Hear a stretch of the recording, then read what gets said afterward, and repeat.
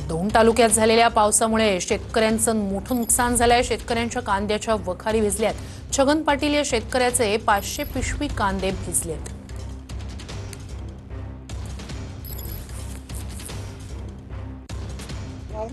काय तर साहेबांनी केलं माझ्यावर, तुम्ही लय नुकसान कर्ज काढला मी।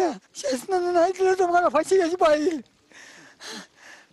किती क्षेत्रात कांदा लावला होता? 1.5 एकर कांदा लावलेला आहे। तेवढा मला घ्या कांदा लवकर, मला शासनाने या अडचण दूर करावा।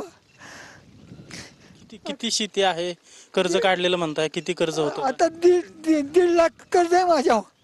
समजा काय बी भाडण केलं माझं, लोकांना कोणी याचा बटाने घेतले काढून, त्या कर्जाचं काय करू मी? तर शासनाने माझ्यावर नम्र करतो, मला वयाच्या महिन्यात वळता नाही, तर एवढी शासनाने मला काहीतरी द्यावं माझी करता, नाही तर मला फाशी द्यायची पाहिजे माझी। ते जे बोलतायत ते आपण ऐकलेलं आहे। शासन काय मदत करतंय हे पाहणं महत्त्वाचं असणार आहे। कॅमेरा पर्सन सुशांत राऊतसह अजिंक्य धायगुडे, TV9 मराठी, दौंड।